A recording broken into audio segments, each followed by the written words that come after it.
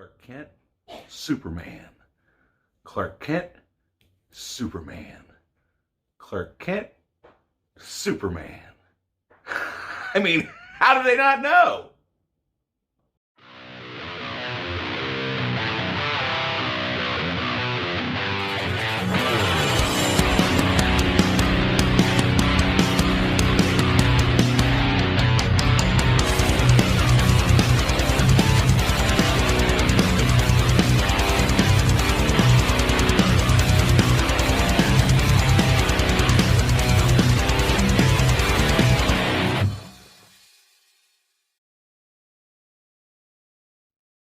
Hey everybody, it's Drewski McGillicuddy, and it's time to rip open your shirt and take off your glasses, because we're talking about Superman from 1978, directed by Richard Donner, starring Christopher Reeve, Margot Kidder, and Marlon Brando. See, look, I know all these people because I've seen this movie 1,000 times. So before we get started talking about Superman, can we take a moment to just appreciate Richard Donner as a director? I mean, he doesn't get talked about nearly enough, and he's brought us such classics as The Omen, The Goonies, and the Lethal Weapon quadrilogy. Need I say more? Not to mention the first two Superman movies. Well, the first 1.5 Superman movies, but we'll talk about that a little bit later. So back to 1978's Superman the movie. Needless to say, I don't think there's any argument that Christopher Reeves was the prime choice to play Superman and Clark Kent, because he plays both characters really better than anybody that's ever played either character, because he nails Clark Kent and his goofy, awkward, awkwardness, and then he nails Superman with his charm and his, oh my God. Then you have Gene Hackman as Lex Luthor, and he just knocks it out of the park. The funny thing about this movie, though, is apparently he didn't want to cut his hair or wear a toupee, so they styled his hair different scene from scene so it looked like he was wearing a different hairpiece each time. So there's a little bit of movie knowledge for you. And then you have Ned Beatty playing Lex Luthor's henchman, and he's basically your comic relief. One thing at a time. So before we get into the characters, let's talk about the beginning of the movie. When I was a little kid, I did not care for the beginning of this movie at all in the slightest. Aside from once he gets to the farm, but on VHS, I typically would fast forward completely through the Krypton scene. And let's just take a moment to talk about Marlon Brando while we're at it, because it seems like most of the movies he's in, I don't get it. All right, I don't get it. What is so great about Marlon Brando? I mean, apparently the guy didn't even want to be here for this movie when they were filming it. Apparently he was drunk. He had to have a script with him at all times because he refused to read it. And I don't understand, because I'm one of those people. You know what? I'm not even going to talk about that here. Marlon Brando is fucking overrated. There, I fucking said it. But he does a serviceable enough job in this movie. I got to give the guy credit. The fact that he didn't read the script, the fact that he was most likely intoxicated, you can't really tell unless you know what to look for. Like the whole scene where the baby's in the pod, he's sitting there, he's obviously reading the script while he's talking to the baby.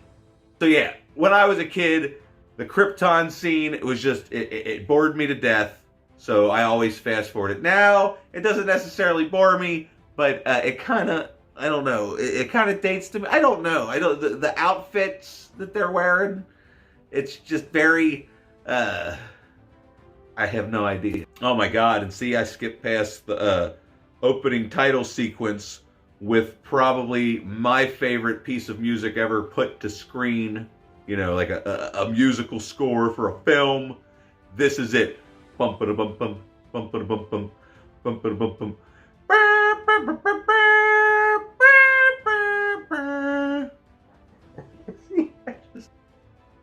So see, after you fast forward through the Krypton malarkey, you get to the farm scene where, they're driving along, and then BAM!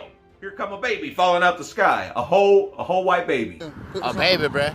In the middle of the fucking road, no pants on, no shoes on, bruh. In the middle of the highway, bruh. On everything, dog. Whole baby, parent ain't showed up yet. So they're driving along, and there's a spacecraft that crashes right alongside of them, and there's a little naked baby in the space pod.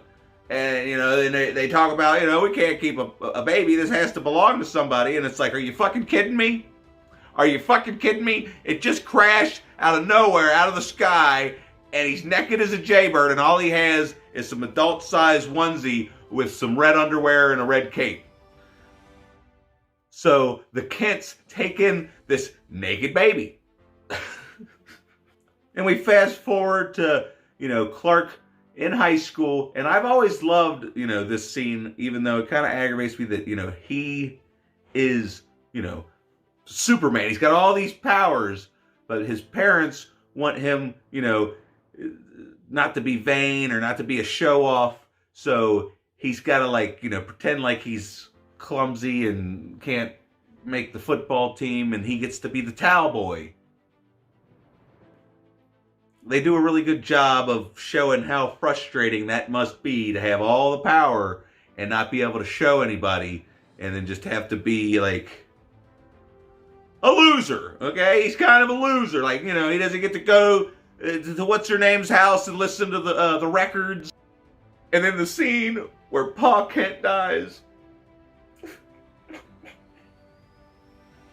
Interesting thing that I always felt like I could tell, but I wasn't sure until I read up on it, or well, at least the secretary read up on it, and that is that Christopher Reeves actually did all the voice acting for the guy that played young Clark Kent. So that is Christopher Reeves' voice throughout the entire movie. Continuity. So then after Pa Kent passes, Clark finds the little crystal thing that Jor-El had left behind for him out in the barn, and it's basically like a computer chip kind of seed thing from the future, because it kind of tells him where to go somehow. He goes there. He goes to the North Pole, and he fucking throws this crystal, and right alongside the North Pole, there's the Fortress of Solitude. Where we kind of speed things along to grown-up Superman, and I love the scene where he's done talking to Marlon Brando about all of his powers and the do's and the don'ts and the whatnots and the hey-hays, and then he flies towards the camera and we get our first glimpse of full-grown Superman. And like I said, Christopher Reeves does an excellent job playing this bumbling buffoon reporter. Because you gotta give up some suspension of disbelief for the fact that all he does is slick his hair back and put on a pair of glasses. But sometimes you gotta wonder, how the hell does he change his hairstyle so fast? I mean, I know he's super fast, but it's like the scene, we're just gonna skip ahead, the scene where he's jumping off of a building or something to save somebody, and he just goes straight from wearing his suit to wearing a suit. And it's like, what? I mean, at least the first time he ran around in the tilt-a-whirl. The spinning door.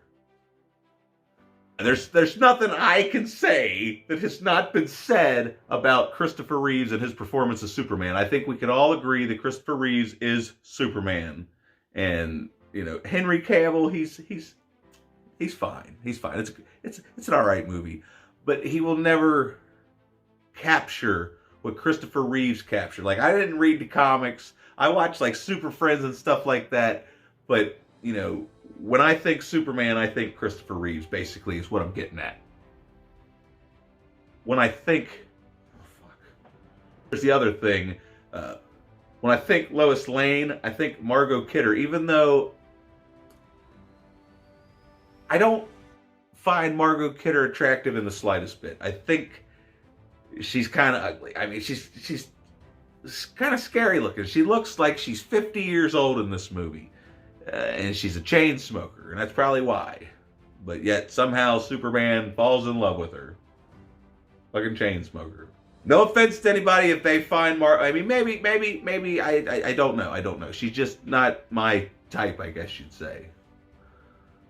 But looks aside, her performance, makes you forget that she's kind of homely.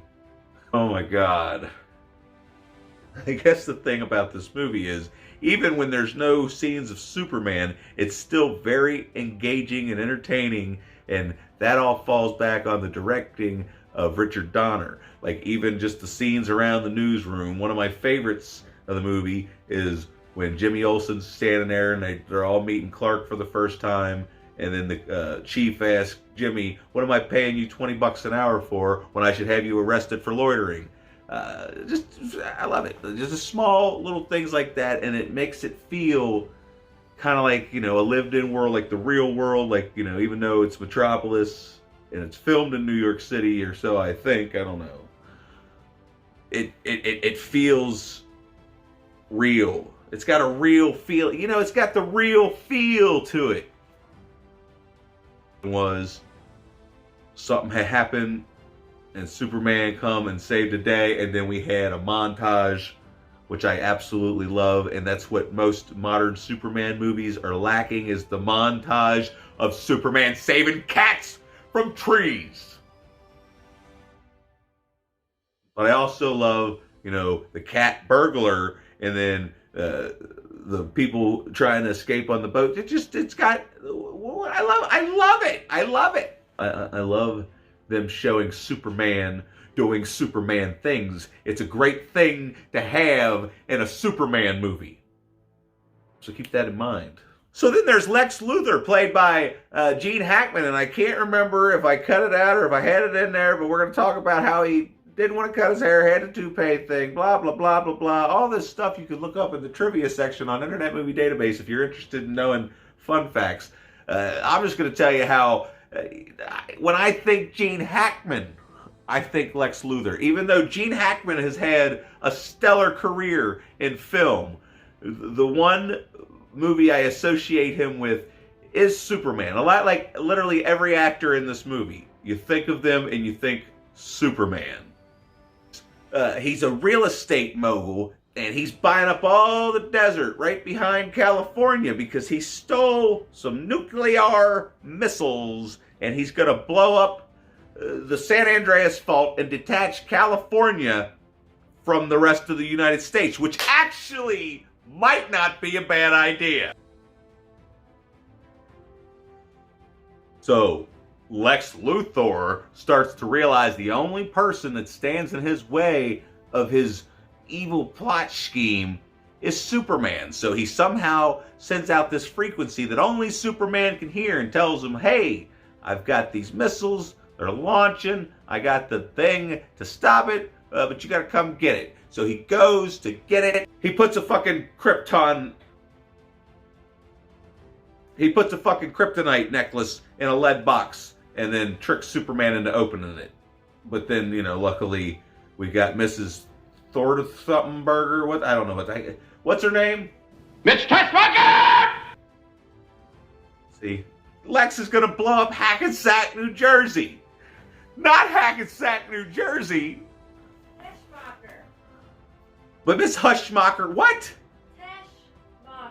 Teschmacher. Yeah. Anyway, her mom lives in Hackensack, New Jersey, and Lex says, well, just walks away like a dick. But anyway, Superman promises that that's the first thing that he's gonna do, is he's gonna fucking stop the one going to Hackensack, New Jersey, which then allows the one going for the San Andreas Fault to go for the San Andreas Fault. But then he jumps into action, going around with another fancy montage of him racing against time to save all these people. But unfortunately, he does not make it to Lois in time. And that's one of the big rules for Superman, is he's not allowed to mess with our human history. But he decides he's going to just fly around the earth as fast as he can in the opposite direction and get that son of a bitch rotate. There's no legitimacy to this This is probably the only dumb thing in this movie I can think of, other than the fact that, we're all okay with a grown man wearing his underwear on the outside of his fucking clothes. So he turns back time so he can find a way to rescue Lois. And then it's like things just go all hunky-dory, and, he has no consequences for what he has done, and he saves the day and puts Lex away. And there you have Superman 1978. I mean, what can I say? Some of the best directing, like they literally made you believe that a man could fly. This holds more than just nostalgia for me. I'm giving this movie a 9 out of 10. Just because there's that one small little gripe I had with it, which I can't remember what it was right now. I'll have to go back and watch it. Yeah, the whole how stupid the ending is. It's not stupid, it's just, you expect me to believe? I can't do it. It can't be done by me. So anyway, did you like that? You can let me know by liking and subscribe if you're new here. Also, comment below and let me know what your thoughts on Superman the movie from 1978 are. Do you love it? Is it your favorite superhero movie? Because it's really close to being my favorite superhero movie. One of these days, maybe we'll figure that out. We'll make that a video. But until then, go over to patreon.com/Drewski McGillicuddy and give me $1. I think I've earned it. Anyway, I love you guys. Bye.